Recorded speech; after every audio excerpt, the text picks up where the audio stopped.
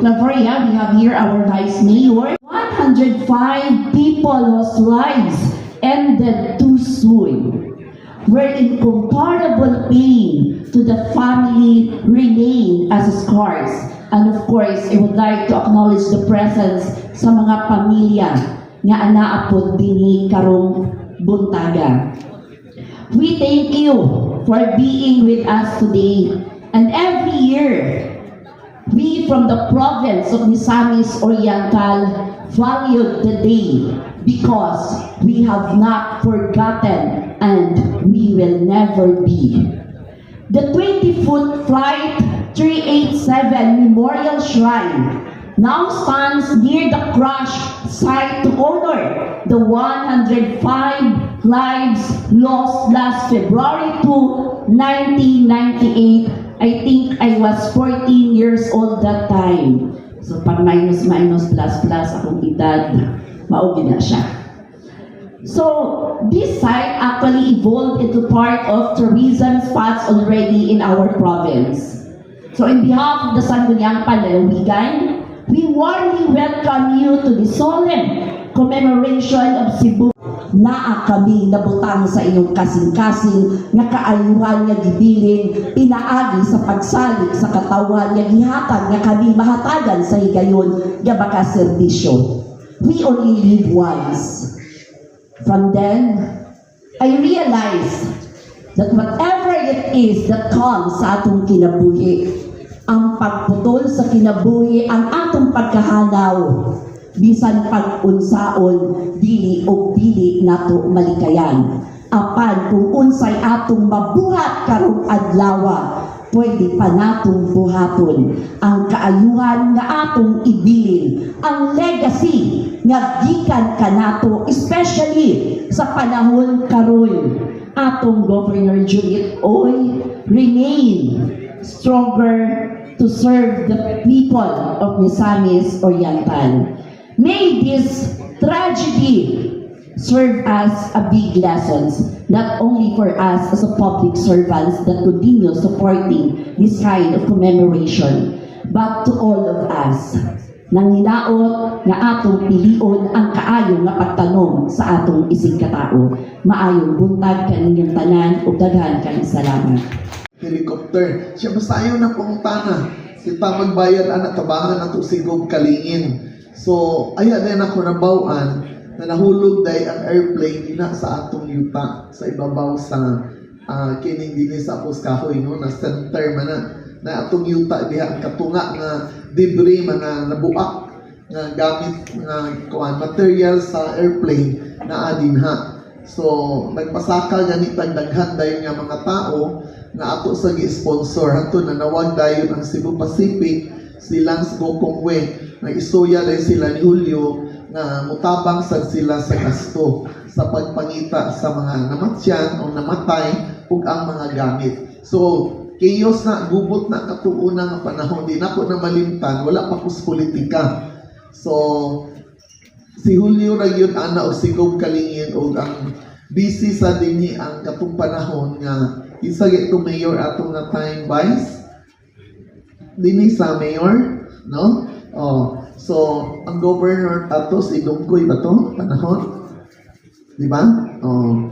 So naghay kay problema to siya nga time na halos tanang military nagka-busy, di ba? Nagkagubot. So daghan sa kukaila sa namatay dinhi daghan mga Chinese po, Filipino Chinese. So dili na ko nakalimutan po kay na suod na ko labi na ang ilang mga parinti nagikan po sa Konghua. So salamat kaayo sa mga bisita sa tanan nga nagduyog karon labi na gyud ang atong department head na hantod karon na inyo kaning ipadayon nga programa o dili na to kalimtan o dako sad akong hangyo, no, na sa atong dini sa tourism mas the more nato ni ayuhon ang garden puhon pagbalik ninyo na anay kausaban sa atong garden ato gyud i-improve ang atong garden. Nakita nako sindi, no, tabangan nato labi na sa mga department head, labi na gyud na asa dinhi si Kamugaway, no?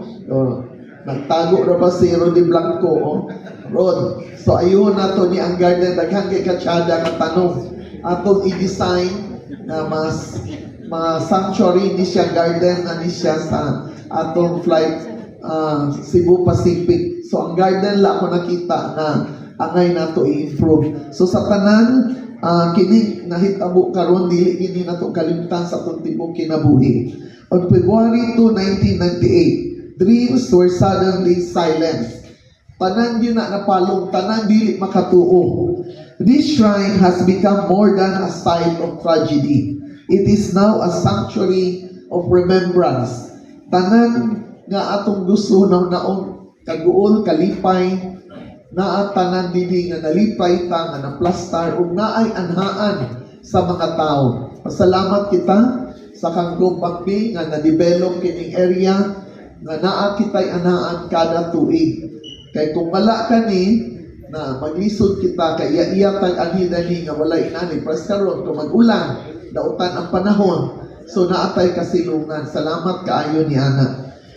Ang ato lang gyud karon, ang atong kaguol, ato gyud ipasalamat sa Ginoo nga naa pa kitang tanan karon. Salamat ta nga inspired sa nahitabo sa uban nga mga kauban nato, mga brothers and sisters, naa pa kitang tanan karon. So ako hangyo kaninyo, dili kita anay magdumot, dili kita anay mag-away, kay kita nato gubot na ang atong kalibutan. Labi na gyud ang atong gobyerno sa nasyonal. Kita ninyo basta unsaon paningkamot ni President Marcos.